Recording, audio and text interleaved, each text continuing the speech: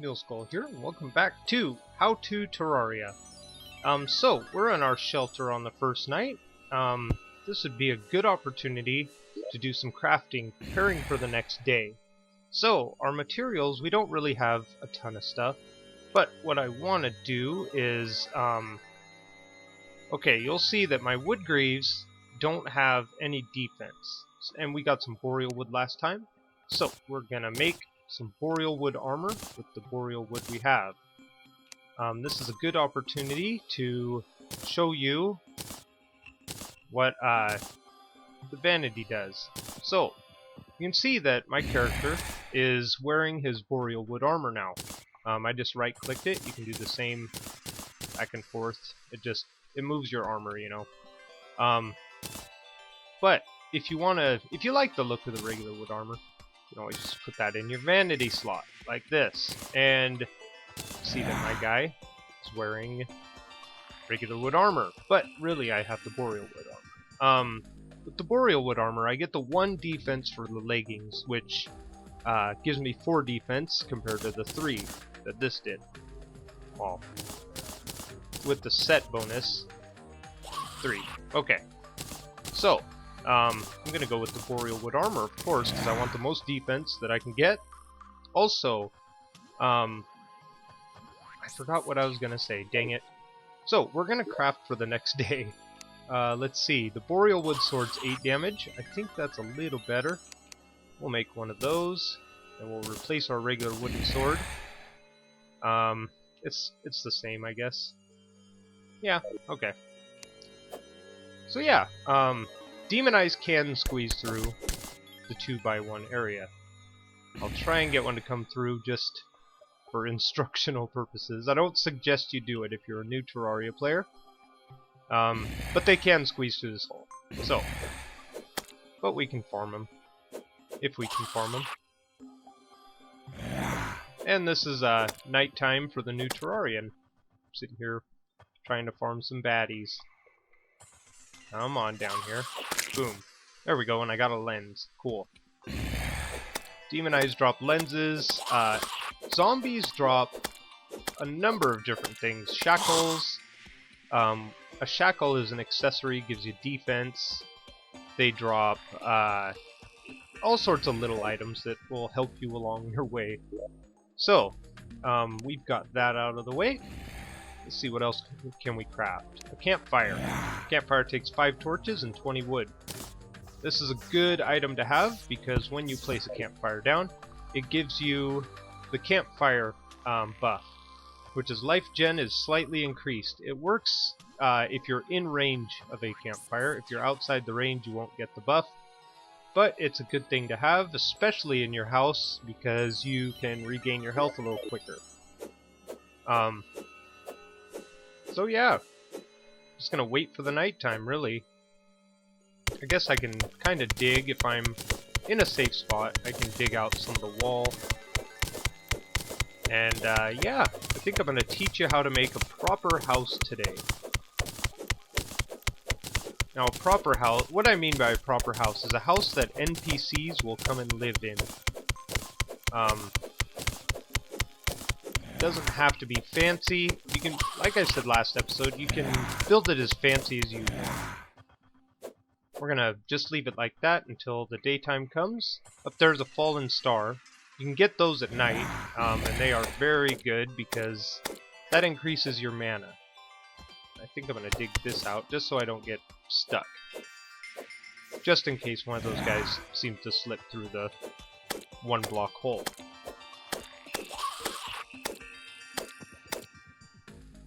Alrighty. So you can see the background lighten up a little bit. It's almost daytime.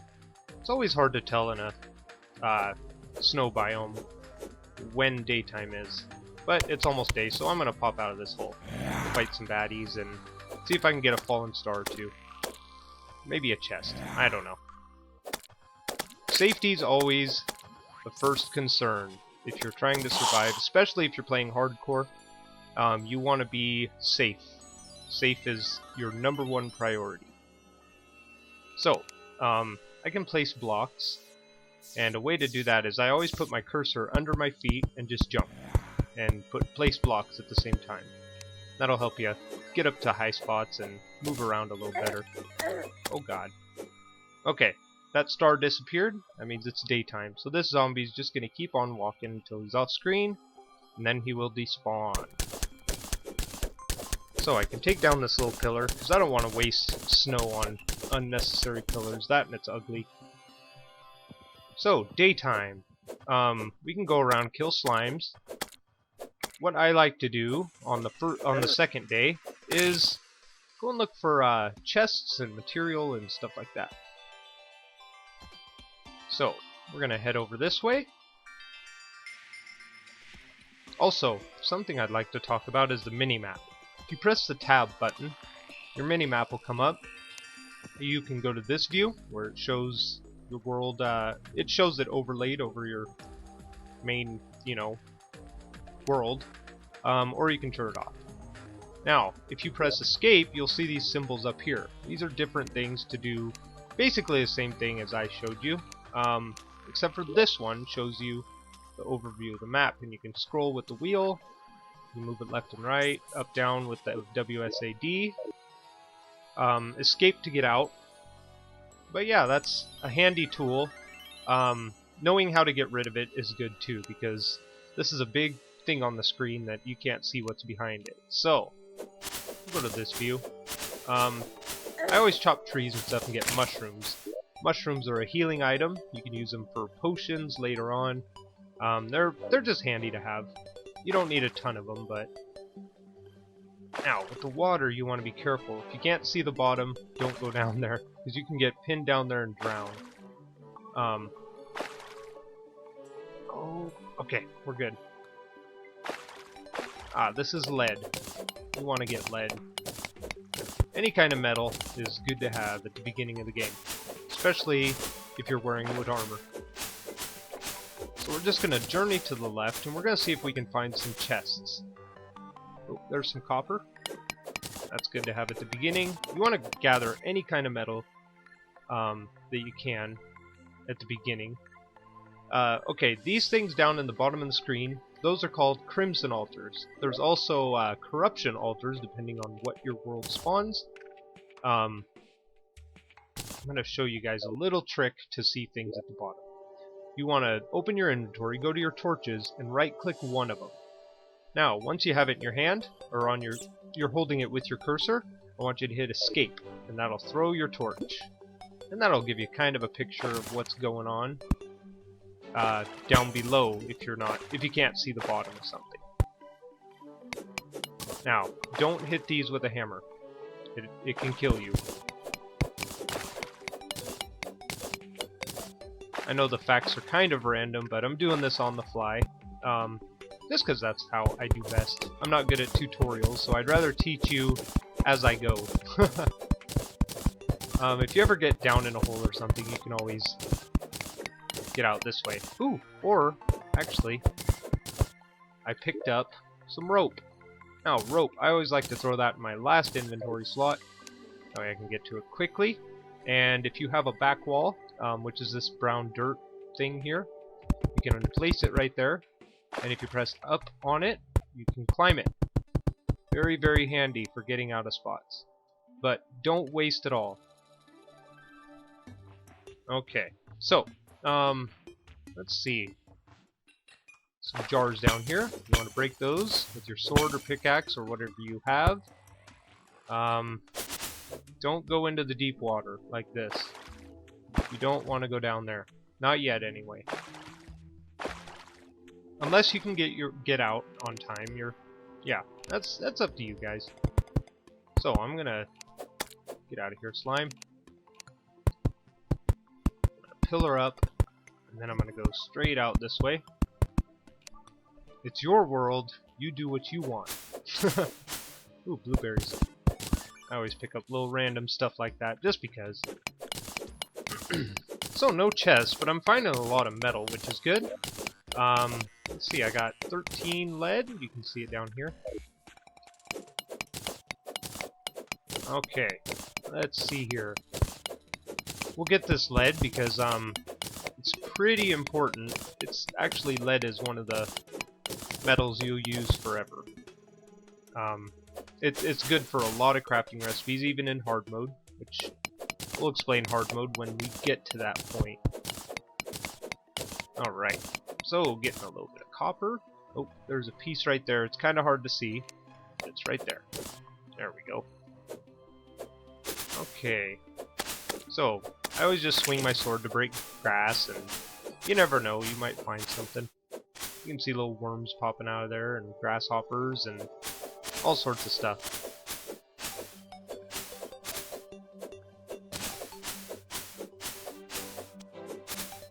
It doesn't look like anything else is over this way. Ooh, oh, that's crimson. Okay, when your world changes like that, that's a corruption biome. You don't want to be there. Oh, goody. Yes. A bunch of slimes are coming my way. Uh-oh, uh-oh, uh-oh. Anything to survive. Anything. Run. Run. That's too many enemies for me to face right now, so I am booking it. That's a chimera. Chimeras are really, really annoying, especially at the beginning like this. They can easily kill you. So I am just booking it, and then I'm going to hit him, and I'm going to keep booking it. Keep on running. The more distance I put between him and me, the better. So, for survival purposes, I am running. Get some gel real quick. Oh, that's a jump I can't make. Okay, think fast. Oh, come on. There we go.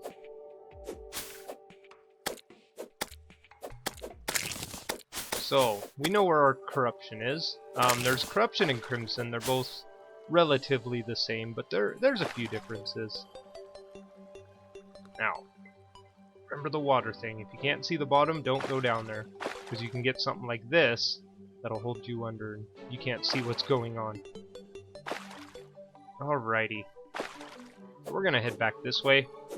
I should get some more wood, because yeah, I'm running low. I only have 5 pieces of wood, so I think we put enough distance that the Chimera despawned.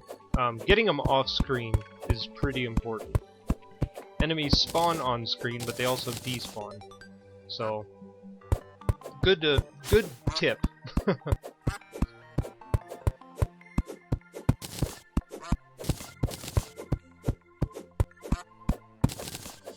Alright, I'm gonna make my way to my house, and I will be right back. Alright, so, I'm back at my base. Looks the same as it ever did. What I want to do is build a house. So, how to build a house. I'm gonna tear up what I've already built, just because I'm not really... I don't really like having a snow block house. I can do better than that, especially with all the wood I've got now. We're gonna chop down our trees, get rid of all this. Smart cursor works really good for this, just don't dig under your feet. There we go. Ow. Okay, get out of here, ice slime. You would have just left if I left you alone, but... Okay, so I'm gonna pick up this stuff. Remember that smart cursor, turn it on, turn it off as you need it. Alright, and then I'm gonna come up here, I'm gonna grab my wood, I'm gonna put it in my inventory. I'm also gonna put this boreal wood here. So, what I like to do with houses is I like to actually build a floor for one. And you want to do this in the daytime, just so you don't have zombies hounding you. And I'm gonna go... Now, here's a trick, is you go up as high as your guy can reach. See, I can't place there? Then you come across.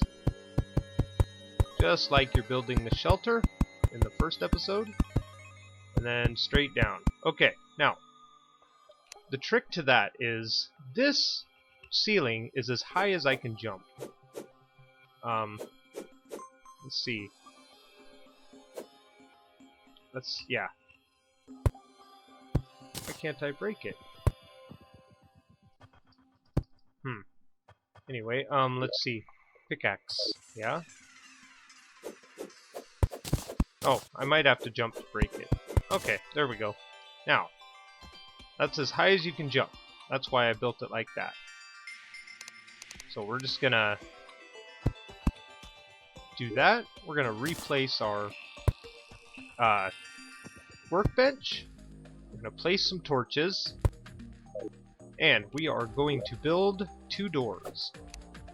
So you want to go to your crafting window again, select door, and build 2 of them. There's all sorts of different doors and stuff like that depending on what you got. Like this is regular wood.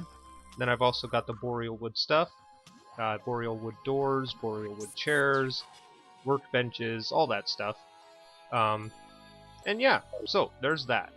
Now also, so I have my 2 doors. Doors are 3 blocks high. So I'm gonna come over here. I'm gonna break out. We'll wait on that side just till those slimes go. So I want to break out 1, 2, 3, and I'm gonna place a door. On this side, I'm just gonna break it, even though this slime won't like it, and place a door. There we go. So we've got our 2 doors. Next, we're gonna need a chair. We'll build a regular wood chair. Wooden chair. And then we're going to place it directly next to this crafting bench. You can also, it depends on how your character is oriented. If I'm facing left, the chair will place left. So you want to, that's how you get them to place different directions. So if I came over here, I could do that. Okay. Next, I'm going to need some back wall. Well, it's called wall, but it's confusing if you consider this is a wall and this is a wall. Okay, so with the wall, you want to click what kind of wall you want. We're going to go with boreal wood wall. And it makes 4 per 1 boreal wood. So we're going to make a bunch of that. We'll make that many. 164. That's more than plenty. We're going to select it, and then if you're inside a room, you want to press your left control button to get your smart cursor, and hold down your left mouse button. And it'll start placing within the room, as long as your cursor's inside the room. If I were to put my cursor out here, you might get that happening, which you can break with a hammer. Make sure your smart cursor's off. There you go. And then just fill up your room with wall. Glass works too, but glass is something you find with sand, and you can always replace what you don't want later on. Okay, so now this room is ready to have an NPC move in, and I'll show you how you can tell that. You press escape, and you come up to this little house over your equipment, and you click it, and you'll see this question mark and whatever NPCs you have available. So if I clicked the question mark and I clicked inside this room, in the bottom left you'd see this housing is already occupied, or is suitable. Wow. Anyway, you can see this sign when you're in this view, because it says Andrew the guide lives here.